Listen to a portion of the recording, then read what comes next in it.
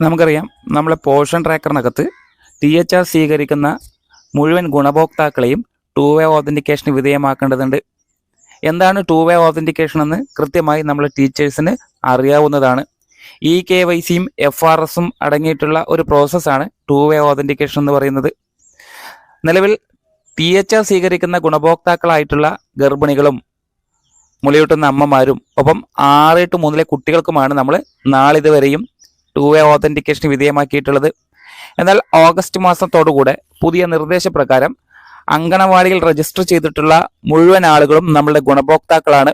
ആയതുകൊണ്ട് തന്നെ അത്രയും ആളുകളെയും നമുക്ക് 2-way ഓതൻറ്റിക്കേഷന് വിധേയമാക്കണമെന്നുള്ളതാണ്. ഇതിൽ നേരത്തെ പറഞ്ഞ പ്രകാരം ഗർഭിണികളും അമ്മമാരും 3-6 കുട്ടികൾ ഉൾപ്പെടെ 0 മുതൽ 6 മാസം പ്രായമുള്ള കുട്ടികളെയും 3-6 കാറ്റഗറിയിൽ വരുന്ന നമ്മൾ സ്കൂൾ ഗോയിങ് എന്ന് മാർക്ക് ചെയ്തിട്ടുള്ള കുട്ടികളെ കൂടെ ഇതിനകത്തേക്ക് കൊണ്ടുവരണം എന്നുള്ളതാണ്. അതായത് 2-way ഓതൻറ്റിക്കേഷനും ചെയ്യേണ്ടതുണ്ട്. കാരണം നമുക്കറിയാം അംഗൻവാടിയിൽ നിന്നും THR ഉൾപ്പെടെയുള്ള പൊടി വിതരണം മാത്രമല്ല മറ്റ് സേവനങ്ങൾ കൂടെ നമ്മൾ നൽകി വരാറുണ്ട്. അതായത് അംഗൻവാടിയിൽ വരാത്ത കുട്ടികളെ കൂടെ 6 വയസ്സ് വരെയുള്ള കുട്ടികളുടെ വളർച്ചാ നിരീക്ഷണം നമ്മൾ എല്ലാ മാസങ്ങളിലും നടത്തി വരാറുണ്ട്. കൃത്യമായി ഓരോ സെന്ററിൽ നിന്നും 95% ഈ സാഹചര്യത്തിൽ വളർച്ചാ നിരീക്ഷണം നടത്തി വരാറുള്ളതാണ്. ഈ സാഹചര്യത്തിൽ ഇത്തരത്തിൽ അംഗൻവാടിയിൽ നിന്നും വിട്ടു നിൽക്കുന്ന അല്ലെങ്കിൽ നമ്മളെ കാറ്റഗറിയിൽ ഉൾപ്പെടുന്ന കുട്ടികളെ കൂടെ 2-way ഓതൻറ്റിക്കേഷൻ ഇത് കാരണം കൊണ്ട് നിർബന്ധമാക്കിയിട്ടുണ്ട്.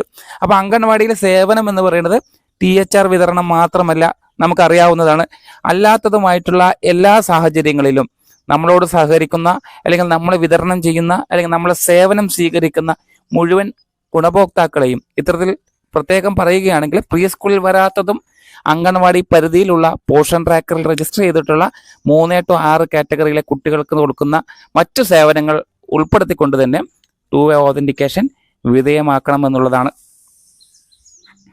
എന്നാൽ നമ്മൾ ഈ സെഷനിലൂടെ മനസ്സിലാക്കുന്നത് തുടർന്നും ഈ FRSും KYCയും ആവശ്യമില്ലാത്ത അല്ലെങ്കിൽ നമുക്ക് വീണ്ടും വീണ്ടും ഇത്തരത്തിൽ KYC FRSും ചെയ്യേണ്ടതില്ലാത്ത ഗുണഭോക്താക്കൾ ഏതൊക്കെയാണ് എന്നുള്ളത് കൃത്യമായി അറിഞ്ഞിരിക്കാം. അതായത് നമുക്കറിയാം ഒരു ഗുണഭോക്താവിനെ, ഒരു പ്രഗ്നൻ്റ് ആയിട്ട് അംഗൻവാടിയിൽ വരുന്ന ഒരു ഗുണഭോക്താവിനെ പോഷൻ ട്രാക്കറിലേക്ക് ആഡ് ചെയ്യുന്ന സമയം തന്നെ അവരുടെ FRSും KYCയും നമ്മൾ ഒറ്റ തവണയായിട്ട് പൂർത്തിയാക്കുന്നുണ്ട്. നമുക്കറിയാം ഒരു ഗർഭിണിയെ ആഡ് ചെയ്ത അന്ന് മുതൽ അവരുടെ 9 മാസം കഴിഞ്ഞതിന് ശേഷം അല്ലെങ്കിൽ പ്രസവം കഴിഞ്ഞതിന് ശേഷവും നമ്മളുടെ ഗുണഭോക്താവായിട്ട് അവരൊരു 6 മാസക്കാലം തുടർന്ന് നമ്മളെ പോഷൻ ട്രാക്കറിനകത്തുണ്ടാവും. അതുകൊണ്ട് തന്നെ ഗർഭിണിയായിരിക്കുമ്പോൾ മാത്രം അവരുടെ FRSും KYCയും നമ്മൾ പൂർത്തിയാക്കിയാൽ മതിയാവും. അതിനുശേഷം പ്രസവം നടന്നു എന്ന് അറിഞ്ഞതിന് ശേഷം നമ്മൾ അവരുടെ പ്രൊഫൈലിൽ കയറി മൈഗ്രേറ്റ് ടു ലാക്ടേറ്റിംഗ് മദർ എന്ന് ഇത് പ്രകാരം ഓപ്ഷൻ സെലക്ട് ചെയ്ത് അവരുടെ മറ്റ് വിശദ വിവരങ്ങളൊക്കെ രേഖപ്പെടുത്തുക. അതായത് അവരുടെ പ്രസവ തീയതി നമ്മൾ രേഖപ്പെടുത്തിയതിന് ശേഷം ഹോം ഡെലിവറി ആണോ ഇൻസ്റ്റിറ്റ്യൂഷണൽ ഡെലിവറി ആണോ എന്ന് ക്ലിക്ക് ചെയ്തതിന് ശേഷം അവരുടെ കുട്ടിയുടെ ഹൈറ്റും വെയിറ്റും ഒക്കെ നമ്മൾ അവിടെ രേഖപ്പെടുത്തേണ്ടതായിട്ടുണ്ട്. അതെല്ലാം രേഖപ്പെടുത്തി നമ്മൾ സബ്മിറ്റ് ബട്ടൺ കൊടുക്കുന്ന സമയം വീണ്ടും നമ്മൾക്ക് FRSോ KYCയോ ആവശ്യമായിട്ട് വരുന്നില്ല എന്നുള്ളത് കൂടെ മനസ്സിലാക്കുക. അപ്പോൾ ഈ പ്രോസസ്സ് ചെയ്യുന്നത് നമ്മൾ കാറ്റഗറി അപ്ഡേറ്റ് ചെയ്യുകയാണ്. അതായത് പ്രഗ്നന്റ് വുമണിൽ നിന്ന് ലാക്ടേറ്റിംഗ് മദറിലേക്ക് പുതിയൊരാളായി നമ്മൾ അടുത്ത കാറ്റഗറിയിലേക്ക് മാറ്റുമ്പോഴും നമുക്കിവിടെ വീണ്ടും ആ ഗുണഭോക്താവിൻ്റെ FRSും KYCയും ആവശ്യമായി വരുന്നില്ല. അത്തരത്തിലുള്ള തെറ്റിദ്ധാരണകൾ ടീച്ചർമാർ മാറ്റേണ്ടതുണ്ട്. ഒരു തവണ മാത്രം പ്രഗ്നൻ്റായി രജിസ്റ്റർ ചെയ്യുന്ന സമയം മാത്രം അവരുടെ FRSും KYCയും ചെയ്താൽ മതി. അവർ ലാക്ടേറ്റ് മദറിലേക്ക് മാറുന്നുണ്ട്, അത് യാഥാർത്ഥ്യമാണ്. പുതിയൊരു ഗുണഭോക്താവായിട്ടാണ് അങ്ങോട്ട് മാറുന്നതെങ്കിലും അവരുടെ FRSും KYCയും തുടർന്ന് ചെയ്യേണ്ടതേ ഇല്ല എന്നുള്ളത് കൃത്യമായി മനസ്സിലാക്കുക. ഇത്തരത്തിൽ ഒരു ഗർഭിണിയുടെ എല്ലാ വിവരങ്ങളും ആഡ് ചെയ്ത് സബ്മിറ്റ് കൊടുത്ത ഉടനെ തന്നെ പുതിയൊരു ഫോം ആഡായി വരും. അതായത് കുട്ടിയുടെ ഫോം ആഡ് ചെയ്യുന്നതിന് വേണ്ടിയിട്ടാണ്. അപ്പോൾ പുതിയ കുഞ്ഞുണ്ടാകുന്ന സമയം കുട്ടിയുടെ ഹൈറ്റും വെയിറ്റും ഡീറ്റെയിൽ എൻ്റർ ചെയ്യുന്ന സമയം തന്നെ അവിടെ വീണ്ടും ആ കുട്ടിക്ക് വേണ്ടി നമ്മൾ എന്താവേണ്ട FRSും KYCയും ചെയ്യേണ്ടതായിട്ട് വരുന്നില്ല. കാരണം നമ്മൾ ഓൾറെഡി ഇവിടെ അമ്മയുടെ പേരിൽ KYC FRSും പൂർത്തീകരിച്ചത് കൊണ്ട് തന്നെ കുട്ടിയുടെ അതായത് 0 മുതൽ 6 മാസം പ്രായമുള്ള കുട്ടിയുടെ ഫോം ഓട്ടോമാറ്റിക്കായിട്ട് വരുന്നത് കൊണ്ട് തന്നെ ഓട്ടോമാറ്റിക്കായിട്ട് നമ്മൾ ആദ്യം ചെയ്തിട്ടുള്ള FRSും KYCയും അവിടെ നിലനിൽക്കും. അതുകൊണ്ട് തന്നെ കുട്ടിക്കും അതായത് 0 മുതൽ 6 മാസം പ്രായമുള്ള കുട്ടിക്കും ഇത്തരത്തിലുള്ള KYC FRSും ഈ ഘട്ടത്തിൽ ചെയ്യേണ്ടതില്ല. അതായത് ഓർക്കുക, പ്രഗ്നന്റ് വുമണെ ലാക്ടേറ്റ് മദർ ആക്കാൻ വേണ്ടി നമ്മൾ മൈഗ്രേറ്റ് ടു ലാക്ടേറ്റ് മദർ എന്ന ഓപ്ഷൻ ഉപയോഗപ്പെടുത്തിയാണ് ചെയ്യുന്നതെങ്കിൽ അമ്മയ്ക്കും കുഞ്ഞിനും ഇതേ സമയം വീണ്ടും വീണ്ടും FRSും KYCയും ചെയ്യേണ്ടതായിട്ട് വരുന്നില്ല എന്നുള്ളത് കൃത്യമായി മനസ്സിലാക്കുക. ഇത് ഒന്നാമത്തെ സാഹചര്യമാണ്. ഇനി രണ്ടാമത്തെ സാഹചര്യം മനസ്സിലാക്കുക. ഇതാണ് കാറ്റഗറി അപ്ഡേറ്റ് എന്ന് പറയുന്നത്.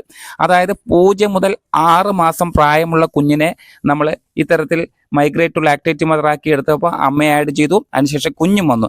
അതിനുശേഷം 6 മാസം കഴിയുമ്പോൾ അമ്മ ഓട്ടോമാറ്റിക്കായിട്ട് നമ്മളുടെ ഫോണിൽ നിന്നും കാറ്റഗറി അപ്ഡേറ്റ് ആയിട്ട് മാഞ്ഞു പോകും. നമ്മളവിടെ ഡിലീറ്റ് ഒന്നും ചെയ്യേണ്ട. 6 മാസം കഴിഞ്ഞാൽ അവർ നമ്മുടെ ഗുണഭോക്താവ് അല്ലാതെ ആവും. അതുകൊണ്ട് തന്നെ പോഷൻ ട്രാക്കറിൽ നിന്ന് ഓട്ടോമാറ്റിക്കായി ഡിലീറ്റ് ആയി പോകും.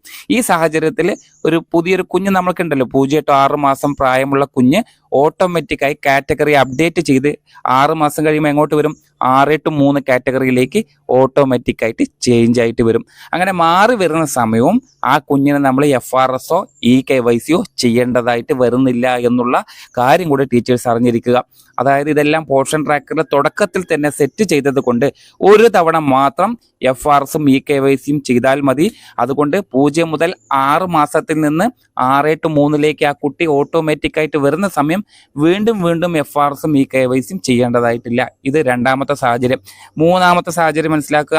6 to 3 നിന്നും വീണ്ടും കുട്ടി 3 വയസ്സിലേക്ക് എത്തുന്ന സമയം കാറ്റഗറി ചേഞ്ച് ആവും. അതായത് ഓട്ടോമാറ്റിക് ആയിട്ട് കാറ്റഗറി അപ്ഡേറ്റ് ആയിട്ട് വരും. ഇത്തരത്തിൽ കാറ്റഗറി അപ്ഡേറ്റ് ആയിട്ട് വരുന്ന സമയം നിങ്ങൾക്ക് ഇത്തരത്തിൽ ബെനിഫിഷ്യറി ഭാഗത്ത് ടാബിലോട്ട് പോയി കഴിഞ്ഞാൽ ഈ ഭാഗത്ത് നിന്ന് ഈ നോട്ടിഫിക്കേഷൻ ഭാഗം ക്ലിക്ക് ചെയ്ത് കഴിഞ്ഞാൽ ഇവിടെ കാറ്റഗറി ചേഞ്ച് അപ്ഡേറ്റ് എന്ന് കാണാം. ഈ ടാബിന് കീഴിൽ ഏതൊക്കെ കുട്ടികൾ ഇത്തരത്തിൽ മാറി മാറി വന്നിട്ടുണ്ടോ ആ വിവരങ്ങളൊക്കെ ഇവിടെ നിങ്ങൾക്ക് ലിസ്റ്റ് ഔട്ട് ചെയ്തിട്ടുണ്ടാവും. ഈ കാര്യം ടീച്ചേഴ്സ് ശ്രദ്ധിക്കുക.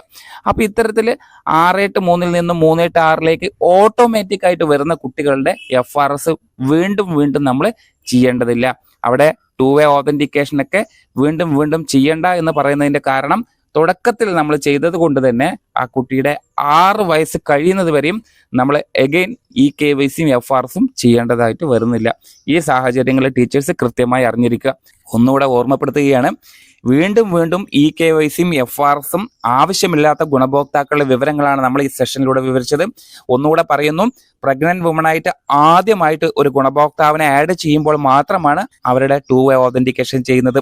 അവർ പ്രസവിച്ചു എന്നറിയുന്ന സമയം മൈഗ്രേറ്റ് ടു ലാക്ടേറ്റ് മദർ എന്ന ഓപ്ഷൻ ഉപയോഗപ്പെടുത്തി നമ്മൾ കാറ്റഗറി ചേഞ്ച് ചെയ്യുന്ന സമയം അവർക്ക് FRSും KYCയും ആവശ്യമായി വരുന്നില്ല. അതായത് ലാക്ടേറ്റ് മദറിന് ഈ പറയുന്ന FRSും KYCയും ആവശ്യമായി വരുന്നില്ല. അതിനോടൊപ്പം തന്നെ ഒരു ഫോമിൽ കുട്ടിയുടെ പ്രൊഫൈൽ കൂടി ആഡ് ചെയ്യുന്ന സമയം ആ കുട്ടിക്കും ഇത്തരത്തിൽ FRS KYC ചെയ്യേണ്ടതില്ല. അതിനുശേഷം ഓട്ടോമാറ്റിക് ആയിട്ട് 0 മുതൽ 6 6 നിന്ന് 3 3 നിന്ന് 3 to 6 കയറി വരുന്ന സമയവും നമ്മൾക്ക് ഇത്തരത്തിൽ FRSും KYCയും ചെയ്യേണ്ടതില്ല എന്നുള്ള സാഹചര്യം കൃത്യമായി മനസ്സിലാക്കുക. എന്നാൽ വേറൊരു സാഹചര്യം ടീച്ചേഴ്സ് അറിഞ്ഞിരിക്കണം. അതായത് 0 മുതൽ 6 മാസം പ്രായമുള്ള കുട്ടിയെ നമ്മൾ ആഡ് ചെയ്യുന്ന സമയം, അത്തരത്തിലൊരു സാഹചര്യം നിങ്ങൾക്ക് വരികയാണെങ്കിൽ ന്യൂ രജിസ്ട്രേഷൻ ചെയ്യുന്ന സമയം ഉറപ്പായിട്ടും ആ കുഞ്ഞിന്റെ FRSും KYCയും അമ്മയുടെ ആധാർ പ്രകാരം ചെയ്യാം, അല്ലെങ്കിൽ അച്ഛയുടെ ചെയ്യാം, അല്ലെങ്കിൽ രക്ഷിതാക്കളുടെ ആധാർ പ്രകാരം നിങ്ങൾക്ക് നിർബന്ധമായിട്ടും ചെയ്യേണ്ടതായിട്ടുണ്ട്. അപ്പോൾ നമ്മൾ ഇടയിൽ വെച്ചിട്ട് പുതിയ രജിസ്ട്രേഷനൊക്കെ ചെയ്യുന്ന സമയം ഇത്തരത്തിൽ FRSും KYCയും ചെയ്യണം. എന്നാൽ നേരത്തെ പറഞ്ഞ പ്രകാരമാണെങ്കിൽ ഒരു തവണ മാത്രം ആ കുഞ്ഞിന്റെയോ അല്ലെങ്കിൽ ആ പ്രഗ്നന്റ് വുമന്റെയോ FRSും KYCയും ചെയ്താൽ മതി എന്നുള്ള ഈ സാഹചര്യം ടീച്ചേഴ്സ് കൃത്യമായി അറിഞ്ഞിരിക്കുക. തെറ്റിദ്ധാരണകൾ വരാതെ കൃത്യമായി മനസ്സിലാക്കി എല്ലാ പ്രവർത്തനവും നല്ല രീതിയിൽ ചെയ്തു വരിക.